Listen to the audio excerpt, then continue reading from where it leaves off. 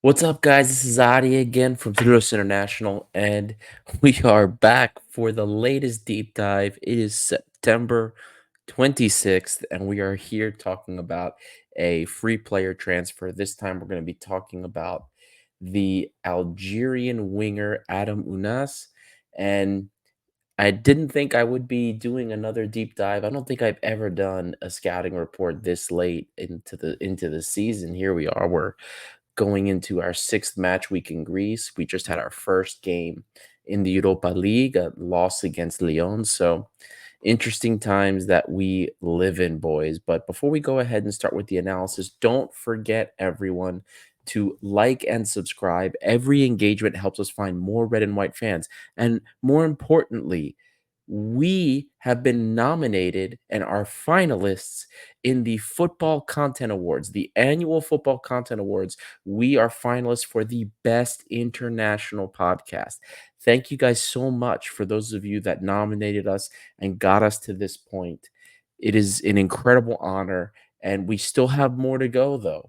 So if you have a chance, go to the Football Content Awards website. The link is going to be in the description of this video and vote for us for best international podcast. There are some heavy hitters we're up against, but we are so proud to be putting Olympiacos on the big stage. And this is proof that Olympiacos and Greek football matter. Let's take it a step further. And if we can get even competitive with this, it just goes to show the strength of the red and white community and the fact that Olympiacos is a big brand in football. So moving back to the analysis, guys, as you are aware, Adam Unas has been a free agent for some time. String of injuries to our offensive unit, plus some concerns over creativity. We are looking at the Algerian winger to provide us some depth for Greece and creativity against some of these lower block teams. He's 27 years old, left-footed, by the way, primarily plays as a right winger, but he has played on the left. I saw plenty of games where he played on the left and as a second striker, playing off the striker or even behind the striker. The player's profile is incredibly technical, very lovely touch, low center of gravity, similar to Daniel Podence, agile, excellent acceleration, and in all sorts of different directions. And he has a pretty wide toolkit with which to conquer 1v1 situations. Over the summer, we evaluated players in these scouting reports based on their fit for Jose Luis Mendilibar's system at Olympiacos. And we're going to do the same thing here. But since we're a few weeks into the season, we're also going to apply context of what is going on so far this season. So, just a little bit extra to add to the scouting report this time. Also, another minor note, because the player did not play very much last season, he barely played 500 minutes in France. We don't have a really good sample of his time in France. So we are going to be pulling data from 2 seasons ago to take a look at his potential and see what he has to offer. So bear that in mind as we go forward, because every time people see dates that are a little further back, they always wonder why. So you are going to see data that's from the 2022-2023 season in this regard.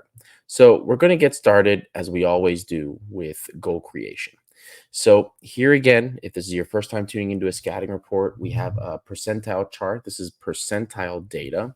So what this chart shows us is the basically the percentile rank that he has in each category of whatever statistical area you're looking at. Now we're going to be talking about goal creation, which is in that very bottom third. So as far as what he does in the goal scoring aspect, there's not a lot of goals to talk about, especially recently. Even the goals that Adam Munoz has scored really have been like deflections, whether it's off the goalkeeper or the post, maybe shots that wouldn't go in if he repeated the same scenario 20 times. The times he has scored more frequently were really for his national team and before 2 to 3 years ago. Back then, he had a number of different goal scoring situations, goals off of volleys, outside the 18, one-on-one situations with a defender and a shot. The lot of different scenarios, but again, this was 2, 3 years ago. Now, this isn't to say he doesn't get a fair share of opportunities, because he does. I mean, he even recently, he's got a high volume of shots on a per match basis, and actually a pretty above average XG that you can see here on the chart. But his issue is he drastically underperforms his XG. So he is not scoring as many goals that you would expect given the number and quality of situations that he finds himself getting into. And just like the goals that he scored in the past, there's so many different contexts and situations with the shot opportunities that he gets. And like I said, his problem was just his horrible inefficiency. Serial underperformer year after year with regards to XG. I mean, if he had even half of the efficiency that El Cabi has had, he'd be good for double digit goals in a season. Now, where we will see his primary vehicle of goal contributions will be in assists and shot creation, key passes, that kind of thing for his teammates. A large chunk of his assists came from corner kicks, so this will add another corner kick taker to the squad. But aside from that, his assists came in very similar contexts. Runs up the middle, draws a defender, waits for a teammate to run into space, parallel pass or running parallel passes to them, maybe 5 meters at the most. They get a shot off immediately. So his assists in open play are always about 5 meters or less. His teammates are shooting immediately, and he's had a much higher volume of these types of assists and way less underperformance relative to his expected assists instead of relative to his XG. So beyond those types of assists, his shot creation, he's got some crosses here and there, but not too much else. He does have a number of balls that I've seen him play, kind of cutting through the defensive line. Um, and as besides the ones that involve his one-on-one ability. But the funny thing is those smart passes, as we call them, those passes that cut the defensive line, were also occurring usually when he would dribble the ball forward, maybe after beating a defender one-on-one or just dribbling at especially the two center backs, and one of them creates a little bit of space. Maybe they overcommit or they're hesitating to commit to him. Somebody leaves some space and he's able to pass the ball right through to the player that's running in behind. There's not really a lot of these deeper balls that are played behind the lines, like we talked about Sergio Oliveira, how he sits deep and he just bangs like a 30-yard pass or a 30-meter pass through the defensive line or over their heads. Not much of that with Adam Ounas. His game is going to be a little bit more the short distance and more with what's in front of him. So moving on next, we've got build up and possession. So when we're looking at how he does with the team, moving the ball around and to the transitions, especially into the final third, Unas can be an absolute menace. I mean, he's so versatile and clever with the ball. He's almost impossible to defend. And on his day, just creates these really incredible transitions, especially carrying the ball into the final third. Coming down the right side, he'll take the ball sometimes all the way down the line, cut inside, take a defender one on one. He does have a tendency to take one touch too many, and really, if it's a choice between playing a ball to his teammate or dribbling, as long as the space is there, he's going to dribble. Plenty of matches and possessions that saw him kind of play a more central role in build up. So maybe a little bit more, getting the ball more, coming deeper, playing with his teammates, even if it meant dropping deep. You would see this kind of similar in a manner that Costas Fortunis would do for us. Because of his speed, you're going to see him hang wide a lot, especially in transition with the ball, and on the counter, especially. It's almost always, especially if he's involved, it's always deadly because he's so fast. He's so good with the ball at his feet.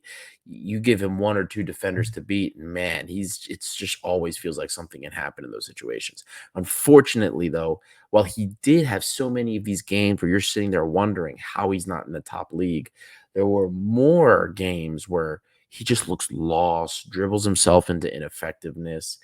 It's very difficult for me to find a pattern in the game script that explains why he's inconsistent, like why some games don't go well for him in terms of his buildup because it didn't matter where he was playing, left wing, right wing, behind the striker. Like there were just games that he just wasn't effective in it, and you couldn't find patterns the in the way the game was playing out as to why this was. He's just good in one match and poor in another, and that's usually an indicator that there's something else going on mentally. Now, as far as his pass accuracy is concerned, he's pretty below average. Now, there's a couple reasons for this. While he's more than competent in the shorter one-touch pass and move with his teammates, he can be kind of wasteful in the final third, making crosses, some careless long balls. He has plenty of volume of balls that he plays into the penalty area. It's just not always the most accurate situations. Now, the further the distance he has to pass, it gets exponentially less likely that he's going to connect. You would think maybe that's the case for everybody, but for a lot of players, I'd say that they are probably a little bit better connecting some of these long balls than he is. Now, close quarters, pass and move, dribbling on other players to make space, that's his bread and butter. And that's where he finds most of his success. If he's unable to make these shorter pass combinations and get involved in this shorter distance game, we'll say, he's going to end up looking like Thiago Silva under Pedro Martins. If you guys remember Thiago Silva, the player that we had gotten from Nottingham Forest, he will hold the ball only to do like 2, 3 step overs and maybe pass the ball to somebody next to him or behind him. So one of those things, a player that technically has great skill on the ball, but then kind of in some cases doesn't really do anything with it. Up next, we have the defensive attributes. And as I say all the time, don't necessarily look at the defensive data per se. We care really more about how they press, how they track back, and that kind of thing. Now, in this respect, his defensive data is terrible. He doesn't really win anything on the defensive side of things, but he also does not press and he does not track back. Normally in this area, I'd sound the alarm a little bit, but we all remember how Podence and Fortunis were, especially before the arrival of Jose Luis Mendilibar. At the very least, with Podence, he was built like a physical monster. This guy's got the build of a typical kid in his 20s and hardly that of a professional athlete from the looks of it. Podence had the stamina, the endurance, and the physicality to do the defensive work. It was really more he just lacked the will to do it, at least until Mendilibar came. Adam Ounas doesn't seem like he can run or press for 40 minutes, let alone 90 minutes. The player's also like he's short. I told you guys he's 172 centimeters. He's 5'8". He barely has won anything in the air that I have seen at least, and I doubt that's going to change in any way, shape, or form for us. Coming up next, I got you guys a nice comparison here. So this time we're going to be doing a quick comparison to Daniel Podence. And the reason I picked Daniel Podence for this is that Unas is coming in. He primarily plays as a right winger. We saw Daniel play a lot on the right side. Costa would play on the left, Costas Fortunis, and Daniel on the right. So since this player's playing on the right, decided to pull him up and see how he kind of compared to Podence, the right winger we're all missing from last season. And unsurprisingly, Podence outshines Adam Unas on a per 90-minute basis just about in every category that you can see here. And remember, this is all data from 22-23, which is when Unas was more of a regular playing in Liga. So while Danny is by far and away clear in most aspects, I do have to say that I'm kind of surprised that the data points are much closer than at least what I originally expected. Not to mention, Podence was doing this in Greece, and Adam Unas was doing this in France. So, something to consider, guys, because in Greece, we're going to be spending a lot more time in possession than Leo did. And France, is a better competition. So I fully expect that when Unas plays in Greece, he's going to see more touches on the ball. He's going to see definitely more action into the final third. And one of the areas that he outshined Danny in was just in the sheer number of these 1v1 dribble wins.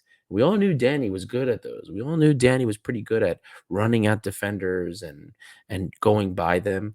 He had a low center of gravity, could easily dribble past them, and Unas has that same set of skills. He's quick, but he has a wider toolkit of abilities that he's shown over the years.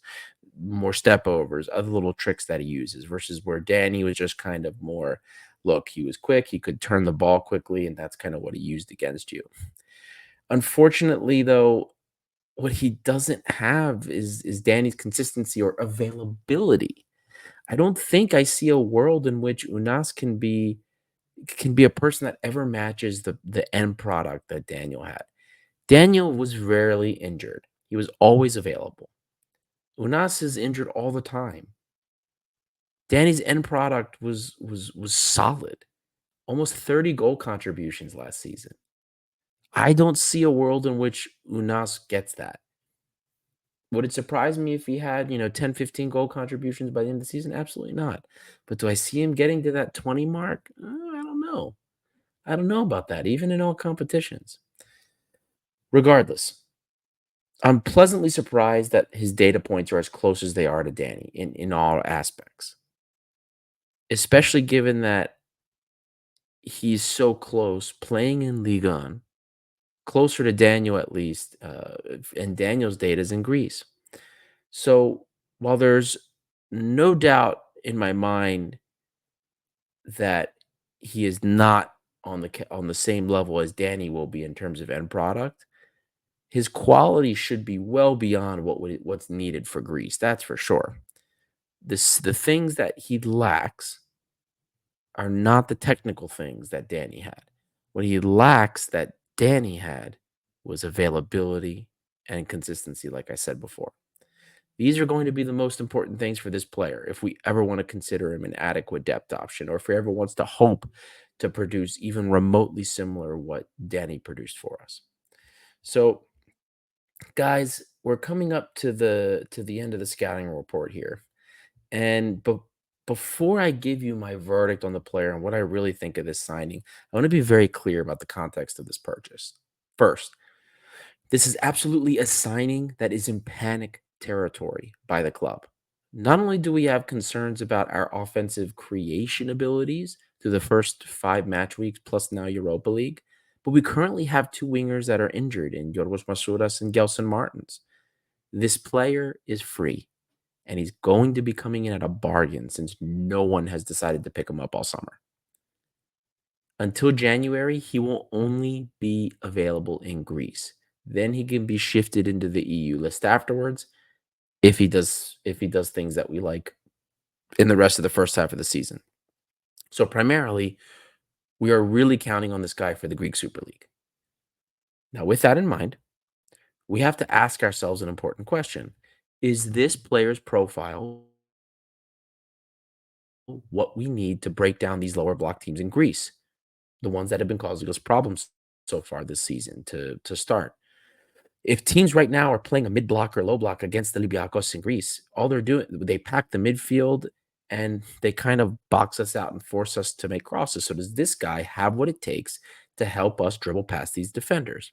And at face value, yes, he's plenty of ability, plenty of skill to work in between players and get past one or two of them. The issue is consistency and availability, as I mentioned in the comparison with Danny Podence.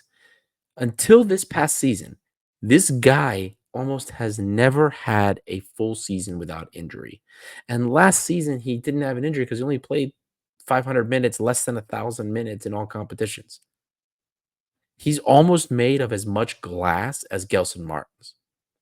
Additionally, a player with this guy's ability only falls this far down his career path for one reason besides injury.